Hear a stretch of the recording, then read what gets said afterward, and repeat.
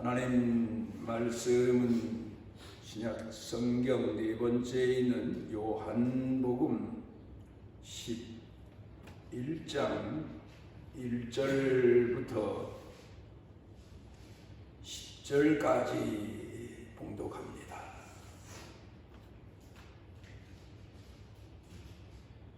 어떤 병자가 있으니 이는 마리아와 그 자매 마르다의 마을 베다니에 사는 나사로라.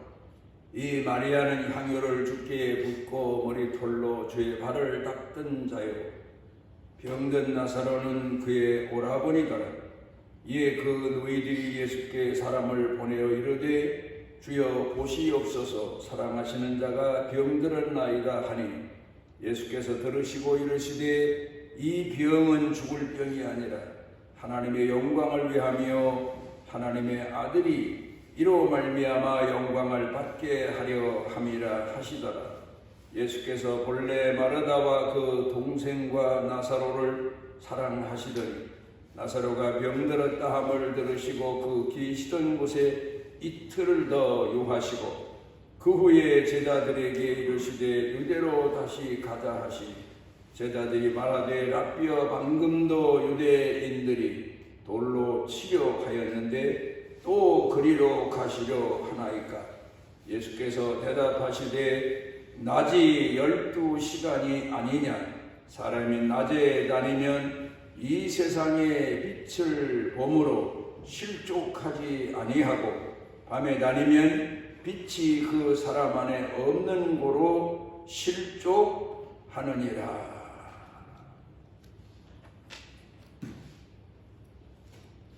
사람이 살아가면서 어려운 일을 겪는 것은 보통 일이라고 말할 수 있겠습니다. 그런데 그 단계를 넘어서 어떤 때에는 도저히 헤어날 수 없는 지경에 이를 때에 낙담하게 되고 절망하게 됩니다. 목회하는 사람도 보통 성도들을 권면하곤 하지만 자기 자신의 목회 현장의 일이 힘들 때 낙담 지경에 이르는 경우가 있습니다. 제가 목회하면서 몇 번이고 낙담 지경에 이르렀을 때에 방법은 하나밖에 없습니다. 오직 하나님 앞에 나아가서 엎드려 기도하는 겁니다. 교회를 섬기는 사람으로서 내가 기도할 장소는 하나님 앞에 나가 기도할 강단밖에 없어서 강단에 나아가서 철야도 하고 금식도 하고 그러면서 내가 지금 겪고 있는 현실 속에서 하나님이 도와주시고 이끌어 주시고 일으켜 주시기를 간절히 바라는 마음으로 기도합니다. 그러면 하나님께서 그때마다 응답을 해주시는데 어떤 때는 꿈으로 어떤 때는 현실 속에서 사람을 통해서 이끌어 주시고 인도해 주시고 일으켜 주시고 붙잡아 주시고 치료해 주신 그런 많은 경험들을 가지고 있습니다. 어떤 분들은 제가 목회하는 동안에 저는 목사는 낙담하지 않고 또 핍절하지 않을 줄로 생각하지만 그런데 보통 사는 사람들 생활 속에서나 목회하는 현장 속에서나 사람이 겪는 일은 다 비슷비슷합니다. 그때 하나님 앞에 기도해서 응답받은 한 가지 말씀을 드리려고 합니다. 절망 중에 강단에 나가 기도하고 그것도 하루 이틀 아닙니다. 때로는 한 달, 때로는 두 달 계속해서 나아가 하나님 앞에 기도하는데 어느 날 꿈을 꿨습니다.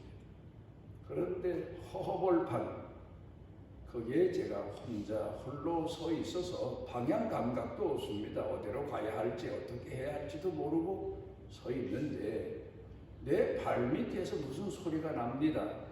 그래서 무슨 소린가 하고 귀를 기울여 보니까 꾸룩꾸룩하는 소리가 납니다. 이게 무슨 소린가 하고 자세히 살펴보니까 그 발밑에 땅에서 샘이 솟는데 보통 샘이 솟는 게 아니고 피샘이 솟습니다. 붉은 물이 솟습니다. 이게 웬일인가 하고 자세히 살펴보니까 그 땅 속에서 솟던 샘물이 솟아오르더니 그 물이 고여서 흘러내려가는데 아주 작은 그런 개울 같은 곳, 도랑 같은 그런 곳으로 물이 흘러 내려갑니다. 그래서 나도 모르게 그 피물 흘러가는 곳을 따라갑니다. 처음에는 천천히 흐르던 물이 나중에는 얼마나 급하게 흐르는지 막 있는 힘을 다해서 그 물을 한참을 따라가다 보니까 저 앞에 그 벌판에 큰 나무 한 그루가 서 있는데 그 나무가 어떤 형편인가 하면 벌레가 다 먹어서 나무잎이 하나도 없어요. 나무잎이 하나도 없고 나무까지만 앙상하게 있고 벌레만 새카맣게 붙어있고 그런 나무 한 그루가 서 있습니다. 그런데 보는 순간 저게 바로 나다 그런 생각이 듭니다. 그런데 그 흘러가던 도랑으로 흘러가던 그 샘물이 그 나무까지 가더니 나무 뿌리에 닿더니 그 피샘물이 그 나무 줄기를 타고 올라가서 나무가지로 퍼집니다. 그러니까 그 나무가지에 붙어있던 벌레들이 우르르 하고 다 땅바닥에 떨어지고 그리고는 그 나무가지에서 새 잎이 활짝 피어나는 겁니다. 무슨 영화를 보는 것 같아요. 그러더니 세상이 환해지고 새들이 날고 이제 그런 꿈을 꾸고 나서 아하 하나님께서 나를 위로하시고 나를 치료하시고 나를 이끄시는구나. 그리고 용기를 얻어서 목회에 또다시 전념을 했던 기억이 납니다. 그래서 그 이후에 제 찬송이 254장 내 죄의 보혈은 정하고 정하다 내 죄를 정케 하신 주 나로라 하시니 그 찬송이 제 찬송이 됐습니다.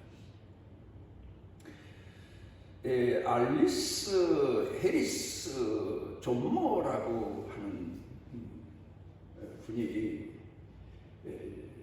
100년의 지혜라고 하는 책을 썼는데 이 존모라고 하는 분의 나이가 111살 때 써낸 책입니다.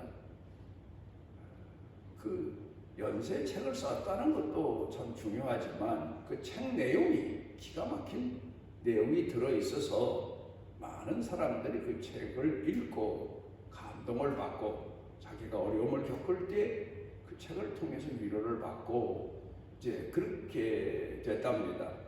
근데 이분이 1903년 11월 26일 날 나치에 의해서 이제 고난을 겪게 되는데 프라하에서 이분이 태어났답니다. 이제 1903년 11월 26일 날 프라하에서 태어나는데 살다가 2차 전쟁이 일어나고 나치가 유대인들을 이제 모두 다 체포해서 이제 그들을 몰살시키는 계획을 세워놓고 그럴 때에 남편과 아들과 함께 세 식구가 다 프라하에서 체포돼서 수용소로 끌려가서 거기서 거처하게 되는데 그분이 있던 수용소는 자그마치 15만 6천여 명이라고 하는 유대인이 끌려와서 거기 수용됐었는데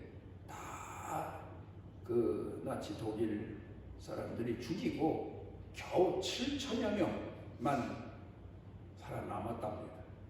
그런데 남편도 이제 그 유대인들 처형당할 때 돌아갔는데 본인하고 아들하고 두 분은 살아서 1949년에 이스라엘로 돌아갔답니다.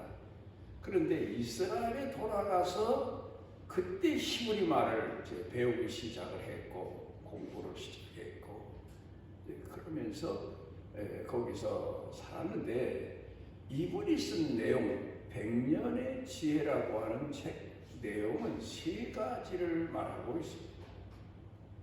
그렇게 고난과 역경을 겪으면서 인생을 살아왔는데 그가 그 100년의 지혜라고 하는 책에서 하는 말이 인생을 산다는 자체가 하나님이 주신 선물이다.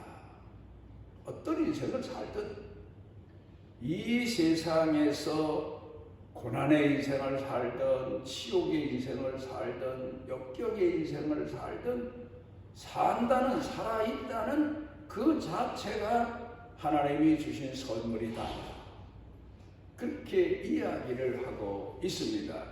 그런데 거기에서 하는 얘기가 하나님이 이 세상에서 가장 귀한 존재로 여기시는 존재가 사람들인데 그 하나님의 사람으로 하나님을 아는 사람으로 하나님의 백성으로 산다는 그 자체가 그러니까 우리 성경을 통해 보면 믿음을 주시고 하나님을 아버지로 믿고 사는 그 자체가 선택이라고 말하는 것처럼 그분은 그 책에서 예수를 믿는 우리들이 말하는 것처럼 하나님을 알고 하나님을 공경하며 이 세상을 산다는 것 그 자체가 하나님이 주신 가장 큰 선물이다.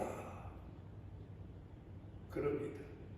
만인 중에서 만백성 중에서 우리를 선택하신 은혜를 우리는 가슴에 새기고 살아갑니다만 유대인인 이분도 이제 그런 고백을 하고 있습니다. 두 번째는 인간에게 하나님이 주신 것 중에 또 하나의 선물은 자유다.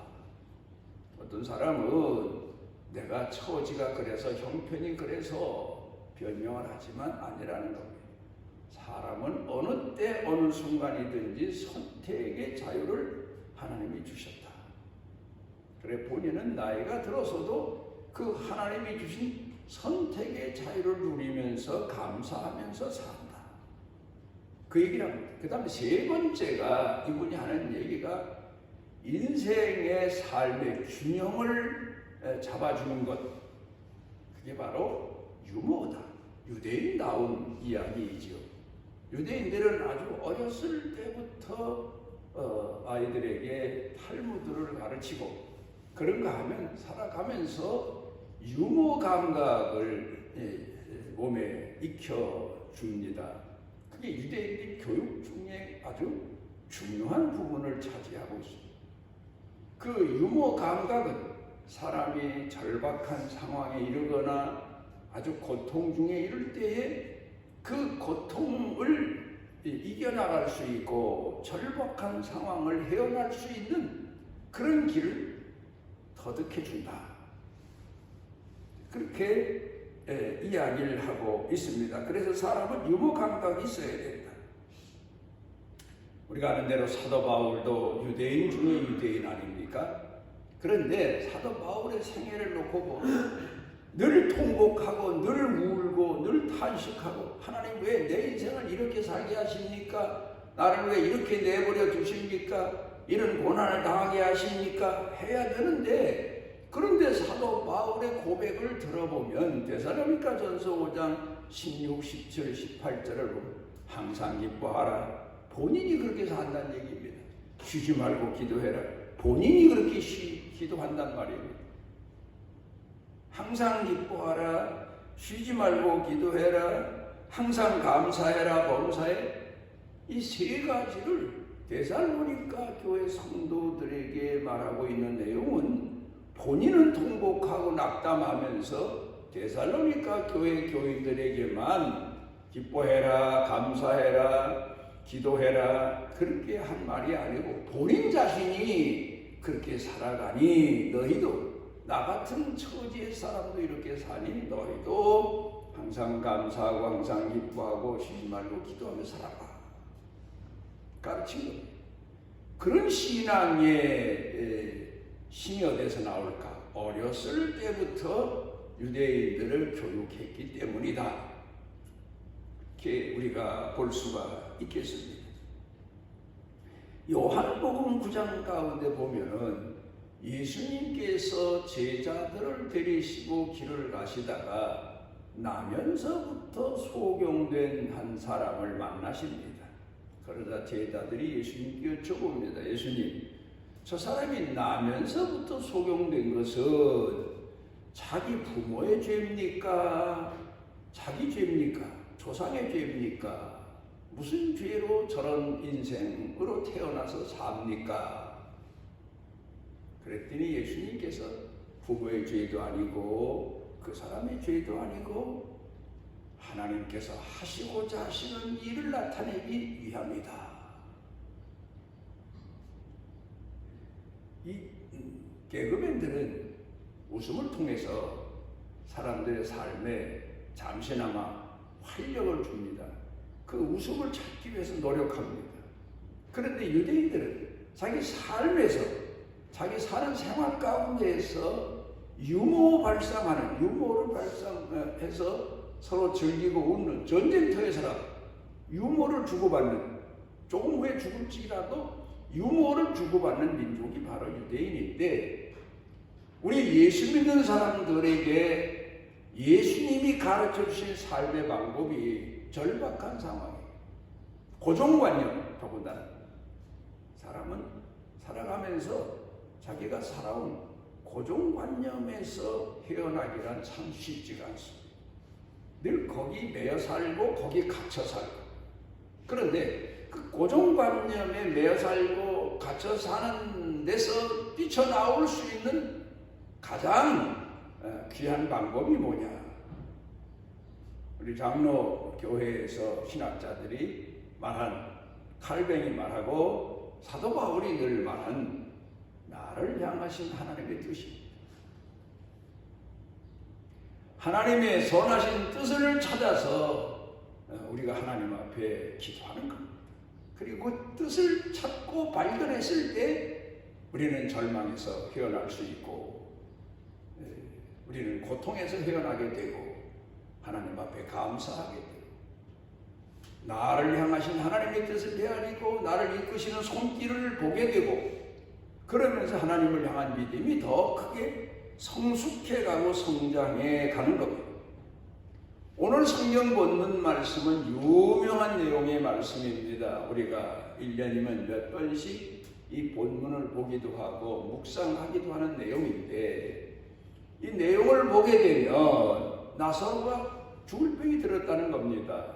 그래서 누이들 마르다와 마리아가 당장 그 당시에 예수님을 잘 섬긴 사람들이니까 예수님이 어디 계신가 하고 생각해 보니까, 찾아보니까 좀 멀리 떨어진 곳에 가셔서 복음을 전하시고 계신 겁니다. 사람을 보내십니다. 우리 오라비가 곧 죽게 됐습니다. 죽을 병이 들었습니다. 예수님 빨리 오셔서 고쳐주십시오.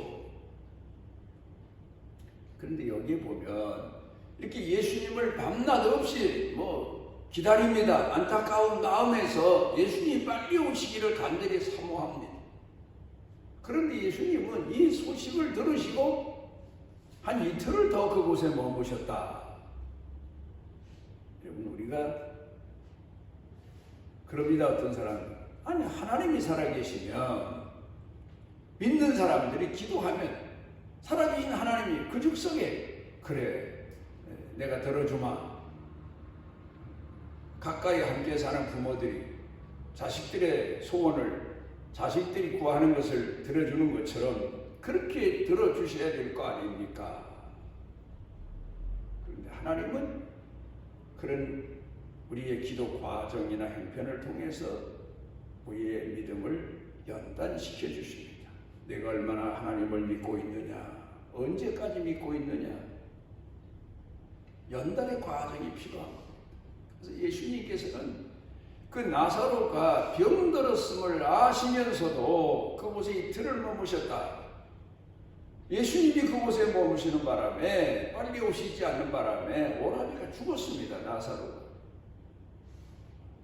웬만한 사람 같으면 예수님을 원망도 할 만한데 이 마르다와 마리아는 예수님께서 무슨 형편이 있으셔서 우리 라비를 사랑하시는데도 빨리 못 오셨겠다 아마 이렇게 생각하면서 예수님이 늦게서 오신 다음에 예수님 빨리 오셨으면 우리 오라비가 죽지 않았을 텐데요. 이제 그 정도뿐입니다. 그러자 예수님께서 나를 믿는 자는 죽어도 살겠고 살아서 믿는 자는 영원히 죽지 아니하리라. 제가 그걸 믿습니다. 사람이 죽었다가 다시 사는 건 믿습니다. 아니다. 내가 오늘 하나님의 영광을 보리라. 그리고는 예수님께서 이제 가셔서 그 나사로를 살려내신 기적의 얘기가 이 요한복음 11장에 나오지 않습니까? 여기서 우리가 배우는 교훈입니다. 마르다와 마리아는 절박한 상황 가운데서 예수님을 찾은 겁니다. 예수님이 좀 늦게 오셨지만 오셔서 그들의 고통과 아픔의 문제를 해결해 주신 겁니다. 우리가 오늘을 살아가면서 어려운 시련과 역경을 수도 없이 많이 겪습니다. 미국에 남북전쟁하면 지금까지도 많은 사람들 이야기 중에 상당히 중요한 부분을 차지하는 내용입니다. 4년 동안이나 남쪽 사람들과 남군과 북군이 전쟁을 지속한 겁니다. 그 전쟁의 내용은 노예 해방 문제 때문입니다. 그 전쟁이 끝났습니다. 북군의 승리로. 그런데 그때의 가장 그 노예 해방 전쟁의 불씨를 제공한 사람이 누군가 하면 작가 스톤이라고 하는 부인이었다고 그럽니다. 톰 아저씨의 오두막집. 그게 이제 이 스톤 부인이 책을 써서 발행을 해서 사람들에게 돌렸는데 그 노예들이 겪는 고난, 고통 이런 거를 그 책 안에 그대로 써내서 사람들에게 감동을 준 거죠. 이건 짐승도 이렇게 취급하지 않는데 노예들이 겪는 고통과 그 아픔이 얼마나 큰가. 이런 거를 미국 사람들이 마음 가운데에 이건 노예들을 해방시켜야 된다. 이런 여론이 돌기 시작하다가 이게 결국 남쪽과 북쪽의 대결로 전쟁이 발발해서 4년 동안 지속됐고 4년 후에 전쟁이 끝났습니다. 전쟁이 끝난 다음에 아브라함 링컨 대통령이 이 스톤 부인을 초청을 했습니다. 백악관으로. 그리고는 물어봅니다. 어떻게 해서 그렇게 전 미국민들이 책을 읽고 감동을 받고 노예에 대한 측은한 마음을 가지고 어떻게 하든지 노예들을 선처해야 되고 해방시켜야 된다는 마음을 가질 수 있는 책을 썼습니까? 참 대단히 귀한 책을 썼습니다 했더니 그 여인이 하는 얘기가 스톤 부인이 하는 얘기 제가 쓴 거 아닙니다. 저는 작가로서 쓰여진 것 뿐입니다. 하나님이 하셨어요. 참 귀한 내용입니다. 하나님이 하셨어요. 그 내용을 가만히 들어보면 이 스톤 부인이 그 노예들이 겪는 삶의 현장의 모습을 보면서 안타까워하며 하나님 앞에 얼마나 기도했으면 하나님께서 이 여인에게 책을 쓸 수 있는 지혜를 주셨고 그 책의 내용을 이어갈 수 있는 지혜를 주셨고 이야기거리를 주셨고 깨닫게 해주셨고 그래서 정말 책을 쓰게 하셨을까. 그래서 미국이 노예들을 그렇게 학대하고 죽이고 뭐 팔고 얼마나 유린했습니까? 그런 나라로 지속됐으면 아마 지금쯤 지상에서 세계를 지배하는 나라로 그렇게 성장하지 못했을 겁니다. 그런데 그렇게 기도하고 하나님의 선하신 뜻을 사회적인 불행을 보고 남들의 불행을 보고 아픔을 보고 그리고 그를 써낸 이 여인이 이 나라의 문제를 이 백성의 문제를 어떻게 할까를 하나님 앞에 기도해서 하나님이 응답하셨다. 그렇게 볼 수 있겠습니다. 스턴 부인이 또 아브라함 링컨 대통령에게 또 질문합니다. 대통령께서는 어떻게 해서 4년 동안에 그 어려운 전쟁을 승리로 이끄셨습니까? 그랬더니 아브라함 링컨 대통령이 대답하기를 내가 한 거 아닙니다. 하나님이 하셨어요. 똑같은 대답을 했다. 나는 쓰여진 것뿐입니다. 옳은 말입니다. 제가 40년 동안 목회했다고 합니다만은 세월은 40년이 넘어갔지만 가만히 요새 돌이켜보면 내가 그 전산중앙교회를 세우는데 쓰임받았다는 게 얼마나 감사한지 모릅니다. 생각해보면 내가 한 게 아무것도 없어. 내 힘으로 한 거 없어. 그 어렵고 힘든데 몇 번 주저앉았는데 그때마다 하나님께서 나를 만나주시고 치료해 주시고 일으켜 주시고 그 은혜가 얼마나 큰지 모르고 쓰여진 감격. 그런데 아브라함 링컨이 하는 얘기가 나도 쓰여진 것뿐입니다. 그러니까 아브라함 링컨에 대한 유명한 얘기가 있지 않습니까? 백악관을 기도실로 만들어 놓은 대통령, 그런 얘기입니다. 그러니까 전쟁이라고 하는 게 북군이 늘 승리해서 남군을 하루아침에 물리쳐서 하나님의 능력으로 귀신 내쫓듯 그렇게 해서는 전쟁이 빨리 끝낼게요. 전쟁이 이건 4년 동안의 긴 세월 지나는 동안에 북군이 지기도 하고 그러면서 시소 게임처럼 얼마나 많은 마음에 답답함, 아픔, 고민 이런 게 많았겠어요. 그러니까 하나님 앞에 기도한 거예요. 그런데 하나님께서 응답하셔서 결국 승리하게 되었다. 그런 얘기입니다. 마태복음 7장에 보면 예수님께서 구하라 그러면 줄 것이요, 찾으라 그러면 얻을 것이요, 문을 두드리라 그러면 열릴 것이다. 구해서 안 되면 두드리고, 두드려서 안 되면 찾고. 그러니까 기도의 단계에 갔습니다. 끊임없이 기도해라. 밤낮 없이 기도해라. 쉬지 말고 기도해라. 사도 바울의 권면이기도 하고 예수님께서 가르친 내용입니다. 기도해라. 그러면 하나님께서 내 삶의 문제를 해결해 주신다. 이끌어 주신다.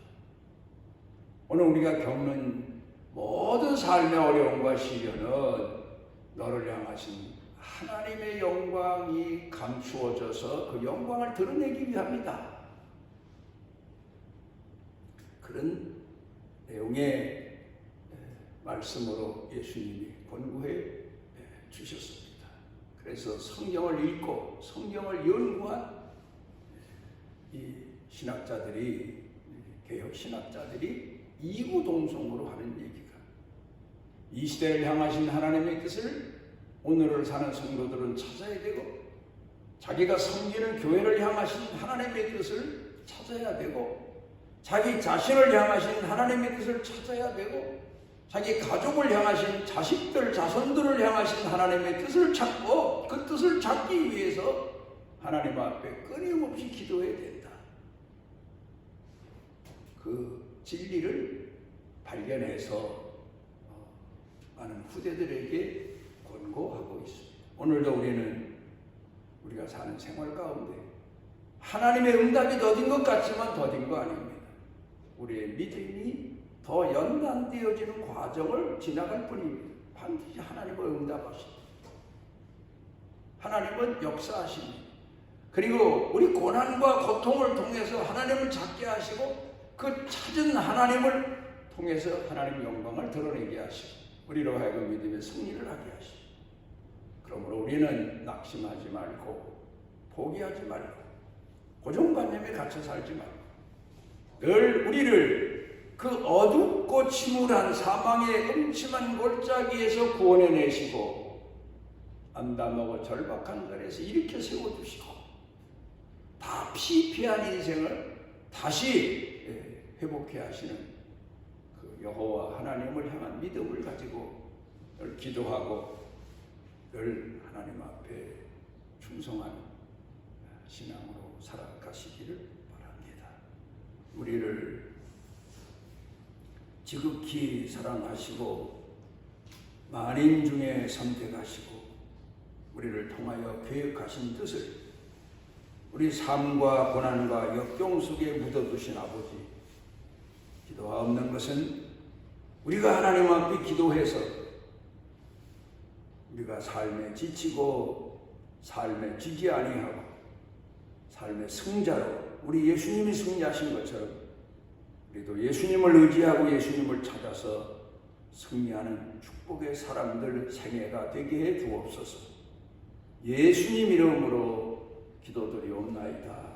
아버지께서 그 날개 아래 보호를 받으러 온 내게 온전한 상 주시기를 원하노라. 우리가 사망의 음침한 골짜기를 헤맬지라도 홀로 두지 아니하시고 찾아오셔서 선한 목자가 되시고 우리를 일으켜 주시고 이끌어 주시고 우리를 어루만져 주시는 우리 주 예수 그리스도의 무한하신 은혜와 아버지 하나님의 만극하신 사랑과 우리 속에 내지하셔서 우리를 권고해 주시고 깨우쳐 주시고 일으켜 주시고 우리를 붙들어 주시고 눈을 밝혀 주시는 성령님의 능력의 은총이 사랑하는 자녀들 영육 간에 사는 생활 중에 온 가족 중에 일터 경영 중에 그리고 온 교회 중에 넘치고 넘치도록 함께 하시기를 축원하옵나이다.